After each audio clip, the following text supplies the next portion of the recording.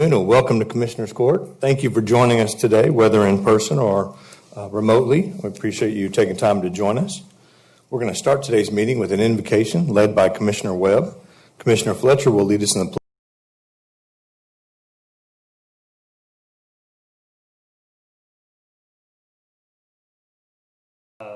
That's on my update. If you want to do this next or the finance next? I think we would like to talk about the state changes and definitions after your presentation, but are you available for questions first? Yes. All right. Any questions of Mr. Bilyeu? Fantastic. That was easy. At this time, I would like to have a conversation under the same header of COVID-19 update. We'd like to have a conversation and a presentation on the Department of State Health Services case definitions. The state of Texas, DSHS, has informed public health departments that they have adopted a revised definition for COVID-19 probable cases. And so we've invited our health department staff to come and give a presentation today and inform the court and the public about this new definition. Aisha, how are you? Good, how are you? Thanks for joining us. Yeah, no problem. Again, my name is Aisha. I am with the epidemiology department with Healthcare Services. So this is a brief explanation on the changes that have been made to the COVID-19 case definition. So this image here will show you the current case definition. We did bring printouts if you guys would like those, or if it's, yeah. Sure.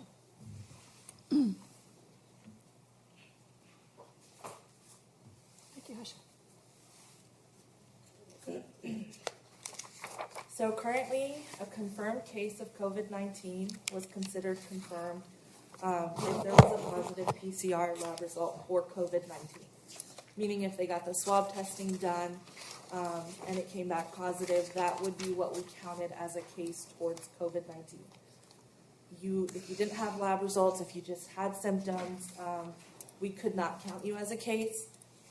So regardless of the contact you may have had with a confirmed case or symptoms, if there was no testing, you were not counted as a case. So in this image, we have the confirmed case and their possible contacts.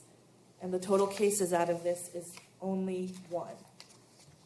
And then if we go to the next page, the new case definition. So for confirmed case, it stays the same. You still just need PCR. But now they've added a probable case definition. So that still gets counted towards the case count. It's different. It's not confirmed. It's probable, but it's still a case. Meaning if you use another testing method, not PCR, and if you have close contact with a confirmed or probable case, and if you did that lab work that was not a PCR, you could be considered a case with or without symptoms. They also updated the definition for deaths related to COVID-19. Previously, prior to this definition, it was only if you had a positive PCR result that you would be counted as someone who died related to COVID-19.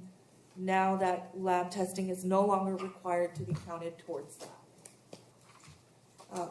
So that's just the language for the definition, and this next slide, the new probable case definition. So can I just ask a quick question? So back on the previous page, the new probable case definition with FDA-approved positive lab with or without symptoms, do you also have to have the positive lab along with close contact, or is the close contact with confirmed or probable cases a separate identifying thing? So I'll explain this further. Okay, sorry. Yeah, okay. No. It's just an overview, gets kind of confusing. So this is the different options that we have for probable case definition. So if you do the FDA-approved testing, which right now is serology, looking for antibodies, IgG, IgM, you have to have the clinical criteria. And if you don't have that, and then you have the EpiLink, then you could still be counted as a case. So if we look at the yellow box here, that's the approved testing, right? If yellow, you have the test, and then you have any of the blue, you're a probable case. If you're yellow and you have any of the close contact, which doesn't mean you're sick, you're a probable case. And then if you don't do any of that lab work, and then you get sick and you were a contact of a case, you are then counted as a probable case. So the clinical criteria that they have defined is at least 2 symptoms of fever, subjective or measured, chills, rigors, myalgia, headache, sore throat, new smell and taste disorders, 2 of those, or 1 of cough, shortness of breath, difficulty breathing, or evidence of pneumonia without an alternative diagnosis and severe respiratory distress. So there's many ors and then there's many ands. So in order to be counted as, to see if you meet the EpiLink definition, you have to be a close contact of someone who's a confirmed case of COVID-19 or a probable case, or you came to a location where it's endemic. Right now, Texas has stated that they are considering the state as an endemic area. So that means if I just went and got serology testing done with no symptoms and I was positive, whether it's saying that recent infection or current infection, my new antibodies, or it's like I've had them for a while, I would be counted as a probable case. So basically, these 3 boxes, you can be yellow and blue without green to be counted as probable, yellow and green without the blue, and then blue and green without the yellow. But for the blue and green, if you had contact, that has to be within 14 days. So let's say activity dies down, slows down, and we're not considered endemic. Then we need that 14-day. But right now, that 14-day doesn't matter. Moving forward, it may, when activity slows down. So at the end of this definition, there are 15 different options on how you could be classified as a probable case. Before we go into from the 15, you're talking about the expansions? Yeah. Is that what you're about to go into, the probable expansions? Or are you So- talking about the variables here? These variables, there's Okay. 15 ways to... Yeah, let's go into that then, and then we'll ask questions. Okay, so that same scenario, a little bit more extended. Now, if we look at it with the new probable case definition, where some individuals had the FDA-approved testing of IgM, IgG, some individuals just had contact with someone who is classified as a COVID case, whether they are confirmed or probable. So at the end of this, based on this diagram and what they report, there's a total of 17 cases now. 1 is still only confirmed because that was that original index case who then had all these contacts underneath in orange. And all the rest of them became probable, but they are still considered a case. So. Very good. Thank you for that. Yeah. So just to recap, this has the potential to be a very significant event for us here in Texas and here in Collin County, as the state now has elected to adopt this new probable definition. And if you'll go back one, Mr. Billiou, as it's displayed there on the chart there, the yellow box, the blue boxes, and the green boxes. If you have any 2 of those 3 colors, then you will meet the definition of probable.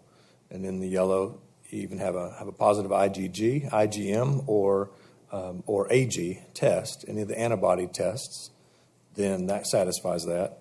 And then the blue, the different clinical criteria to satisfy the blue boxes. And then in green, the epidemiological linkage criteria to satisfy the green boxes. What's remarkable is if you were to talk about all of the options there to meet those different boxes,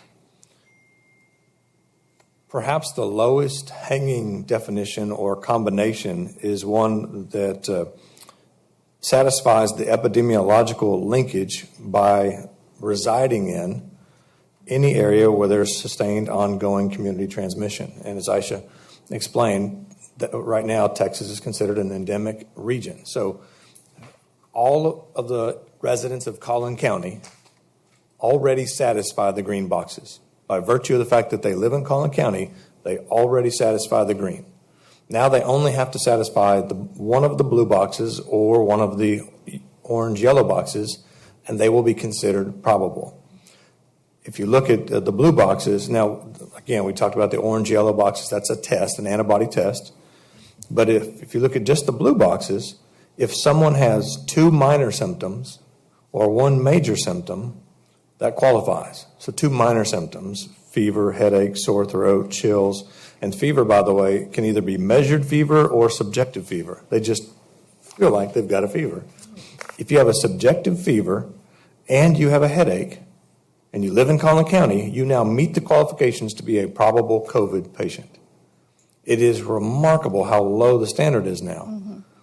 If you have one of the major symptoms, you have a cough or you have shortness of breath, and you live in Collin County, then you can satisfy the definition for a probable COVID case. So I don't think it can be overstated here that how much this could be taken out of context and could be giving a false narrative to our citizens and to our community. I'm not saying that we're going to see the numbers jump, but I'm very concerned that we absolutely could see the numbers jump very rapidly in a way that actually is not indicative of what we're seeing here in the community in the public health department.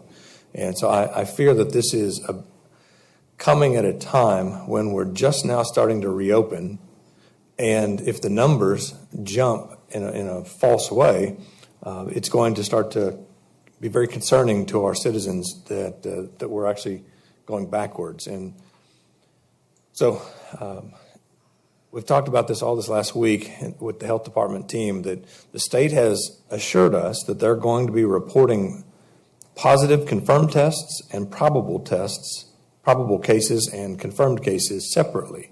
So we take them on their word on that. Then from now on, they're going to be separating those into 2 categories as they report how many COVID infections they have. And the probable cases, because we won't know for any particular probable case whether or not they actually had a test and had the orange yellow box, or whether they did in fact meet the standard that I just talked about, the chills and a fever, and they live in Collin County. We won't know what boxes they satisfied. So the probable cases could be highly overstated and less reliable, certainly, than having an actual test.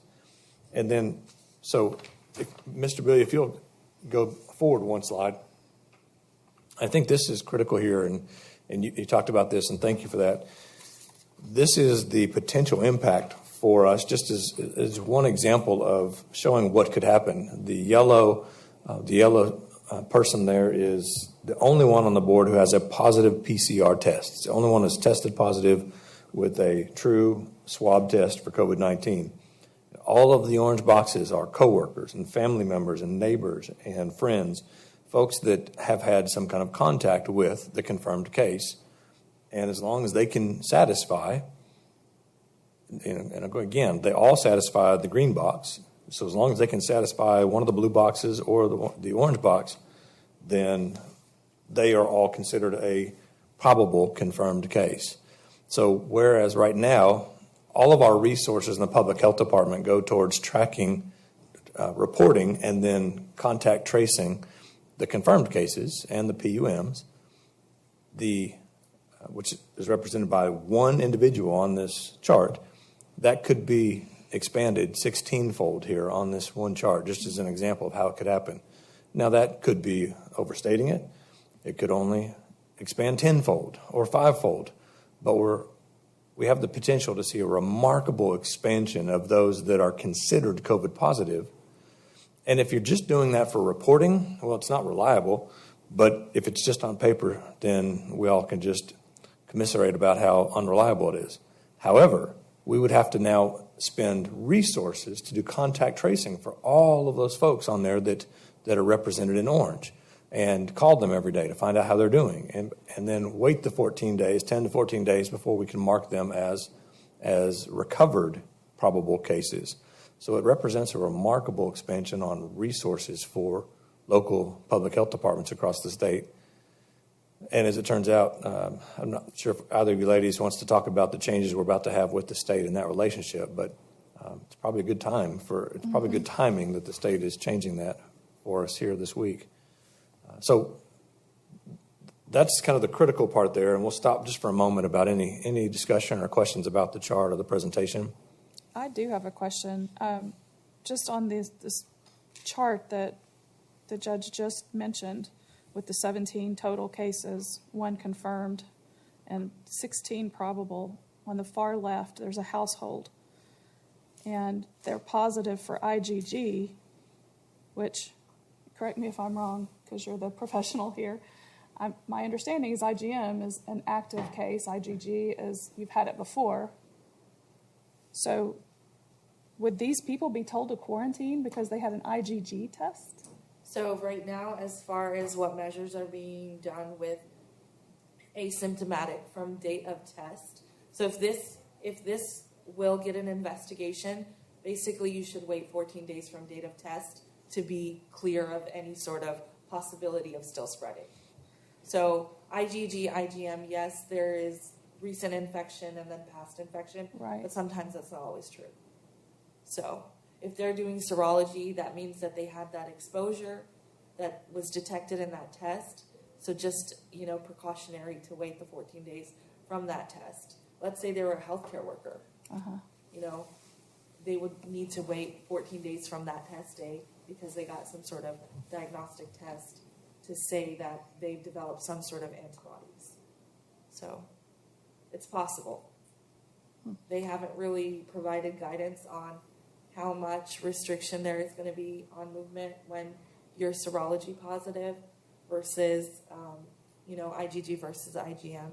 But I think they will be case specific if it was a healthcare worker that does pose a threat to that population that they're taking care of.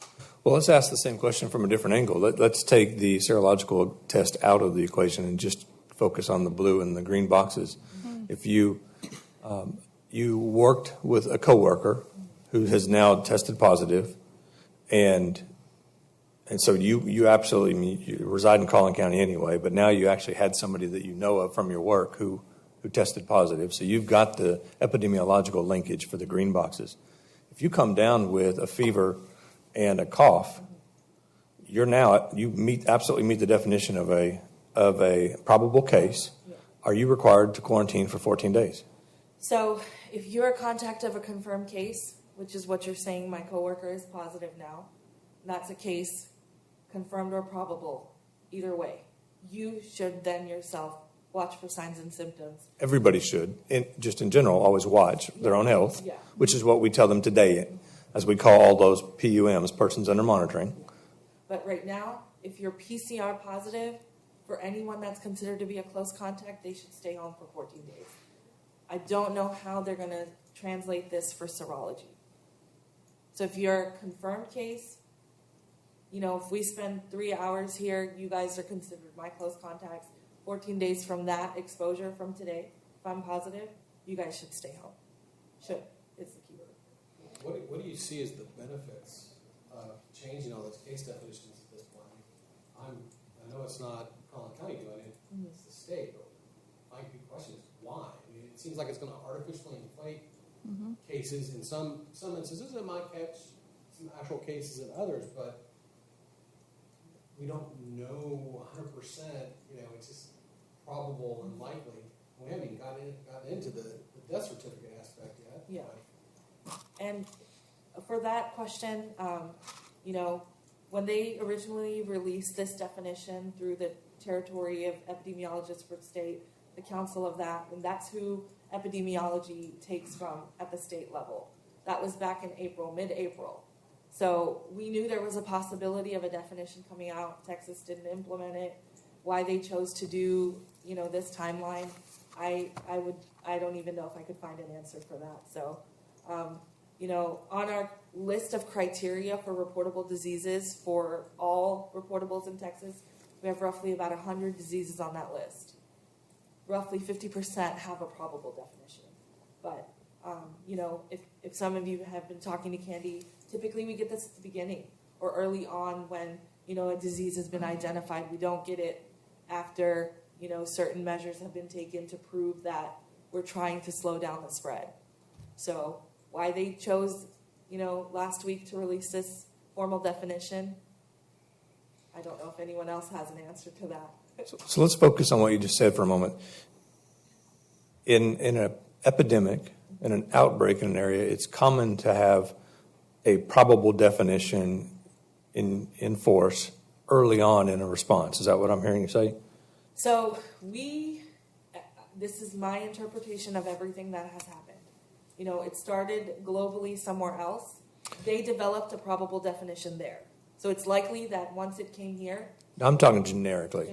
Generically, In an epidemic response, a probable definition is more common in the early stages of response. Is that what I understood you to be saying? I would say not at the beginning, but not at the end, not in the middle either. Because once you can develop additional lab testing, you know, you can classify a probable definition. When we first got this, we only had one way of detecting this in a lab. That was PCR. Now they've developed these new tests. So now they can create that definition. So once you've gotten to the point of more widespread testing, it runs counterintuitive to this, that you would bring in a probable definition at the same time that you now have the most testing capacity that you've ever had. That seems to not match up well. Yeah, Is that accurate? that's correct. Okay. So, go ahead. So this is a little bit of history for the court. The definition, this probable case definition, was adopted by the Council of State and Territorial Epidemiologists back in early April 4th or 5th. They adopted this. They sent it to the CDC, and the CDC did take that recommendation and adopt it and send it out to the various states for consideration. And so now Texas DSHS has adopted this definition and will be using it. So there's a bit of a distinction here. Collin County is all of our counties here in Texas are about to hand off to the state our reporting and our contact tracing responsibilities. The state has used part of their CARES Act funding to hire a private contractor to take over contact tracing and to do reporting at the state level. There's been a lot of discussion as to whether or not that was, why that was done or if that should have been done, but regardless, it has been done. And so where Collin County from day one has been doing, I'm just going to say, a remarkable job of reporting and contact tracing, even taking employees from other departments and retasking them and retraining them to do this task. Hiring 4 new epidemiologists to add on to our department. We've met the challenge head on, and I think our entire public health department should be commended for that. But the state now has a private contractor that's taking over this task. And all of the labs that are done for Collin County residents are going to be reported to the state instead of to us. So they're going to be accumulating all of these reports, all of this data. They're going to be then taking those reports and sending them or assigning them to the contact tracing individuals who will make the phone calls and guide people through their personal health response.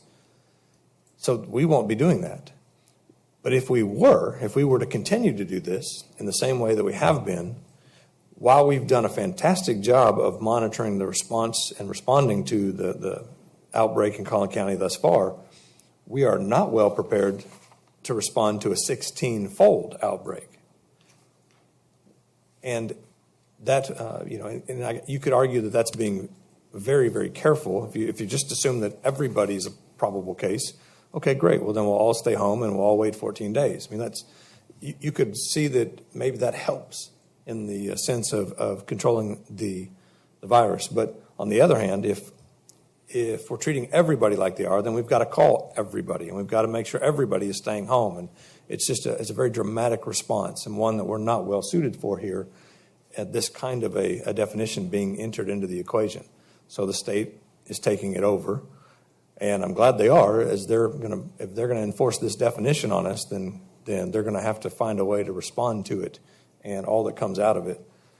It's going to be very confusing for our citizens because we do a fantastic job reporting every day, the cases, the numbers. We're very transparent of everything that we're experiencing here.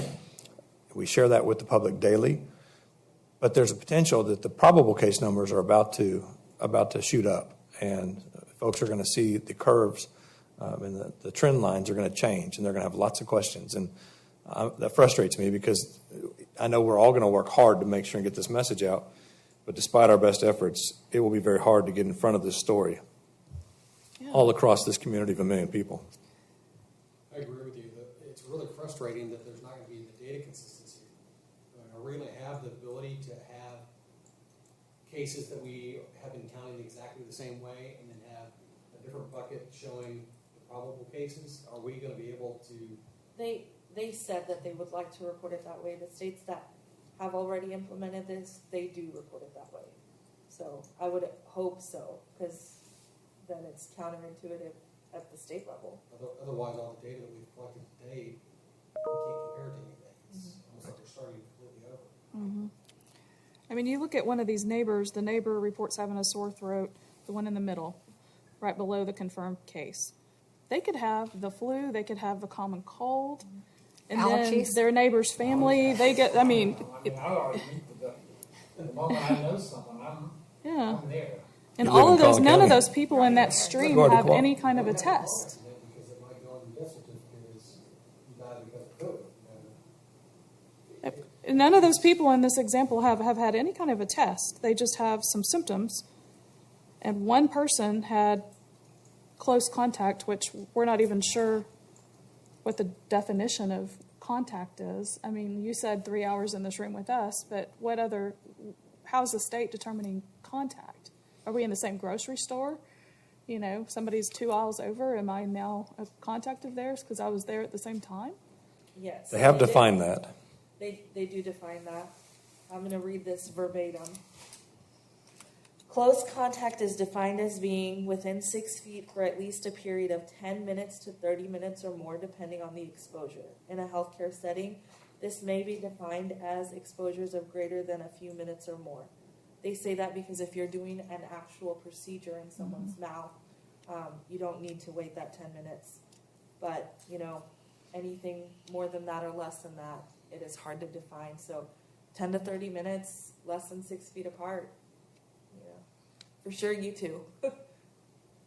So I'm just worried about the perception from the general public that's not watching us right now.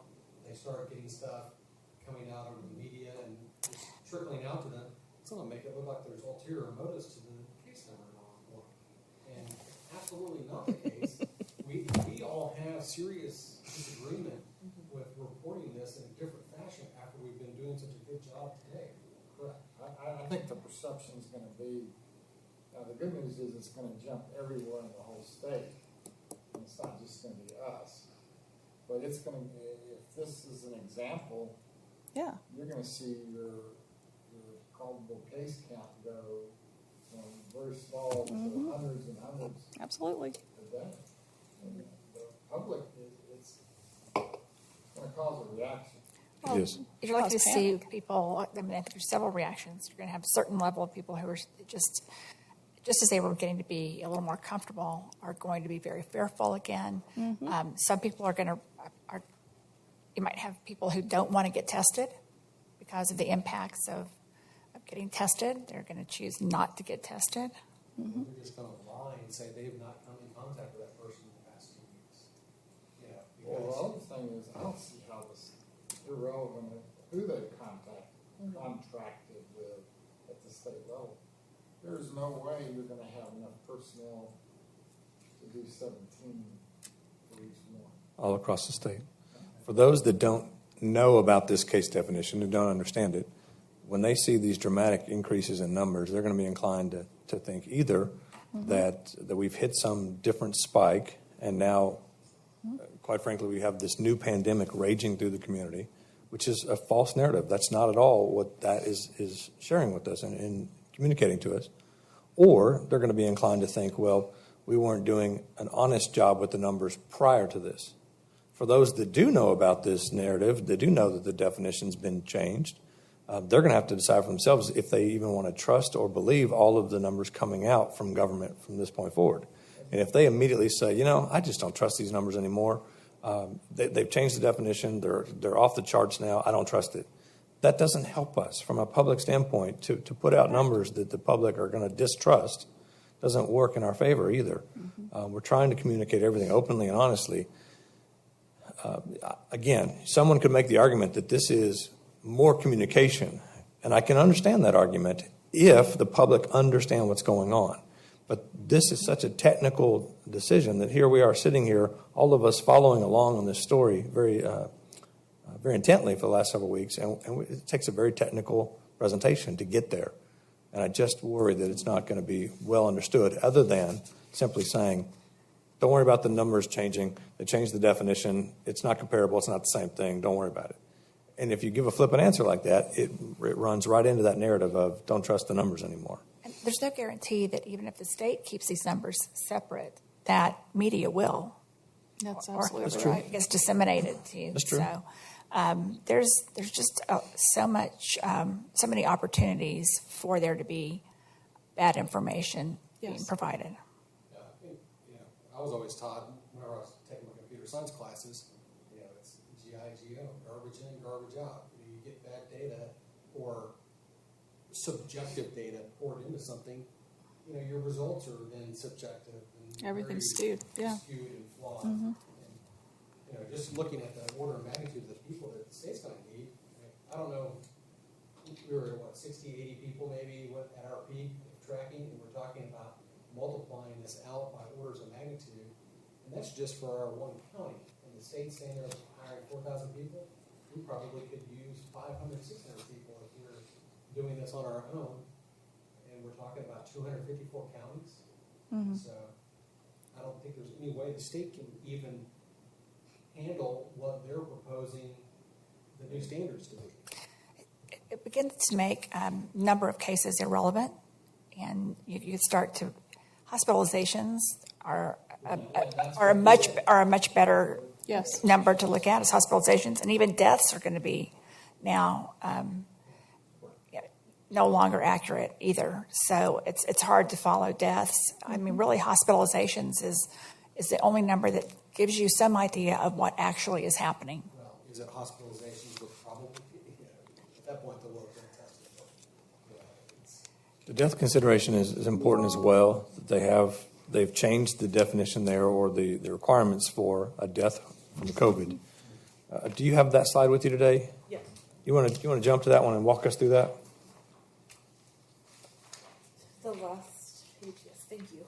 Okay, so based on this new definition for deaths related to COVID, so this white section here, the cause of death, is typically what we'll look at when, receiving anything from the ME's office to see how to classify that, if it will be related to a disease. So if they, report respiratory symptoms, never had a chance to do testing, if there was no testing done, you are not counted as a COVID-19 related death, whether you had close contact, whether you were in an endemic area. But now if they think that it's possibly related and they just list it as a cause, that will be counted. So no diagnostic testing is needed to be counted as a death related to COVID. If the attending physician puts down COVID as the cause of death or a possible contributing factor of death, then that patient will be considered a COVID-related death. Without a test. That's right. With no antigen test, with no serological test, with no PCR test. There is guidance, however, that if the patient died from some outside force that's clear to everyone, a car accident, for example, even if they were positive for COVID-19, it should not be the cause of death shouldn't be COVID. But that's if it's well agreed upon that there was something else, some outside force that was the cause of death. Beyond that, someone dying, if it's listed here, then they will be listed as a COVID patient. And so that also has the opportunity for COVID deaths to go up dramatically. Mm-hmm. And it doesn't matter how they arrange these cause of deaths. Like in this example, it's listed at the third level. So it doesn't have to be first, second, third. They had so many underlying conditions. If it's listed, then they will count it. What benefit is there from that? Just future tracking that they passed away in an area that was endemic to COVID? I don't have the answer to that question. There could be funding that's associated coming down the pike later. that the federal government may use. Future funding. Future funding coming from the federal government, that the more cases, the more deaths you had, the more dollars you'll get. It's the only thing that really makes sense. Does that mean we're going to have to retroactively go back and then relook all of our cases, or are they the same from this point forward? Usually any guidance that comes is moving forward. They don't want us to go back and reclassify anything. So that's a positive. I would like to go back to this one slide where we have 17 cases now, just to kind of explain the different boxes that they could have fit into. So we have the confirmed case, their household, they meet the yellow and green boxes, and then the friend next to that household would be blue and green. The neighbor is blue and green. The neighbor's family is blue and green. And then the neighbor's coworkers, that's blue and green as well. The coworker is blue and green, and the coworker's family is yellow and green. So I do want to emphasize that this is not just limited to those that are the direct contacts of the confirmed case. Basically, everyone in orange is probable. So contact with a probable case could make you a probable case, which typically does not happen in our case definitions. So I would just ask the court members, and I know you're all thinking this already, I'm going to be communicating about this to the county and ask you to do the same thing in your different channels, be thinking about how to communicate with your constituents on making this as clear as possible. We've been told the state is getting ready to take over the reporting and contact tracing functions for the county. We don't know what day, but our public health department is watching that very closely and is communicating with Mr. Bilyeu to let us know.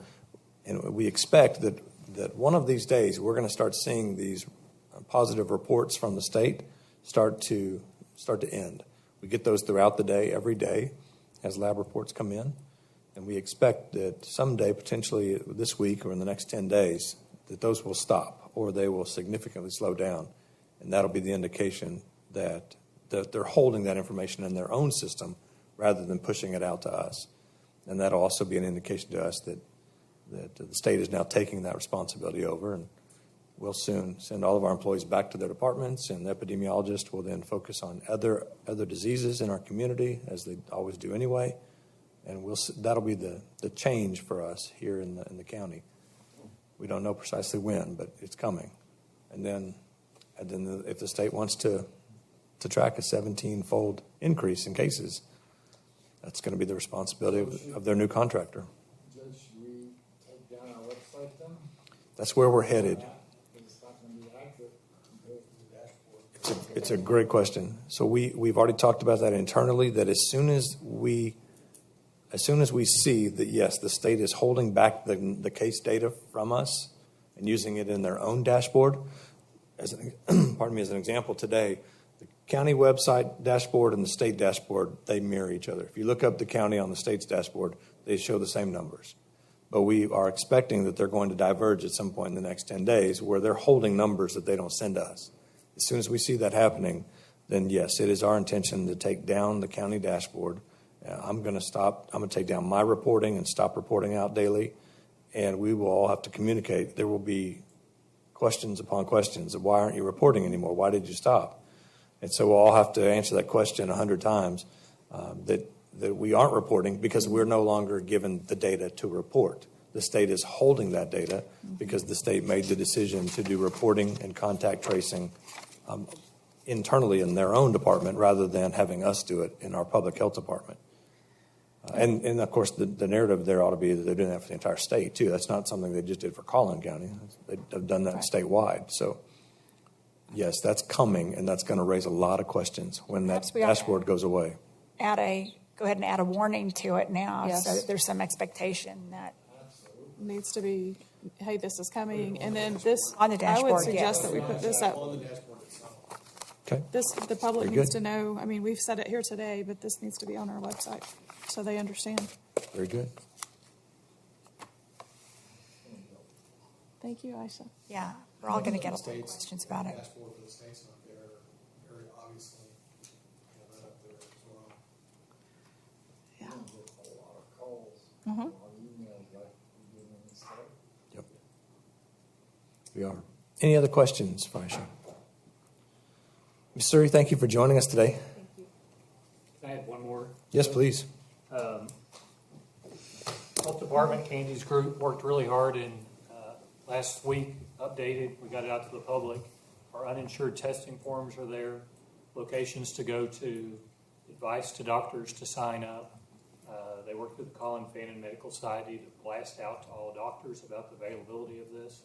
In addition, reserves coming up and running testing at the courthouse parking lot tomorrow, Plano Community College Spring Creek campus tomorrow. Those are reservations. You make them online. And then every 2 weeks, if they follow their plan, they're going to be in a different area of the county. Is that tomorrow or is that Wednesday and Thursday? Wednesday, Thursday, I'm sorry. Okay. Very good. Question. Yeah. How do they sign up? Where do they go to register for that? So it's on our website. The address is. Okay. And they go and fill it out. They can also call in. There's a telephone number on the press release, too. The county will actually coordinate where it's going to be in future dates. So our assumption for the next one is we're probably going to go Wiley Prosper and just kind of keep them apart on those 2 days all the way through. But every 2 weeks they'll come back. They're scheduling appointments around 100 a day, and all their qualifications are online. But the other piece is the rollout for the funding that y'all did on Collin Cares for uninsured.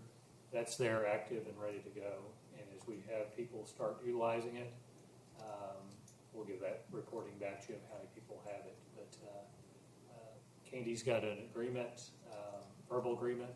The people, the doctors, the clinics, et cetera, will send those test results in, the billing into her with the affidavits for her to pay. So it's active today. It's ready to go. Y'all did a press release actually. And if you want to share it as many times on Facebook, a reminder, it's there and available. So it's important to note to the public that even without the state taking over reporting, we were going to already see increases in numbers of cases because we're just doing so much more testing. Yeah. In so many ways. So that number was going to be going up, and then it's going to go up even more when you add in the potential for probable cases. So, I mean, it's likely to make the disease look less, create less mortality, but I'm more concerned with changing the definition of death. death. Yeah, that's.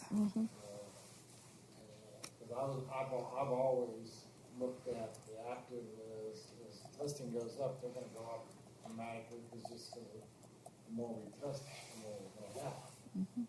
So I've always looked at the hospitalizations and the death, and now I can't even look at the death. Right. That's a big concern because that's what I was really focusing on. The one positive out of that is that it drives us to the number of hospitalized patients, which, quite frankly, is really the most critical number for us from a public health standpoint anyway, because we're trying to make sure that we have adequate health resources, and that's exactly what the national narrative was from the very beginning, was all of these extreme measures are so that we don't overwhelm our public hospital system, our private and public hospitals. And so that it leads us to rely on that number, that as long as our hospitals are meeting the challenge, little side note here, just like they meet the challenge of influenza every year, and just like they meet the challenge of every other illness that is common in our communities, then we're okay.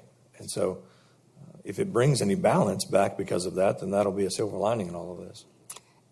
There was never the intention or belief that any of the efforts that we've been making with social distancing, closing things down, was going to somehow halt this disease from spreading at all.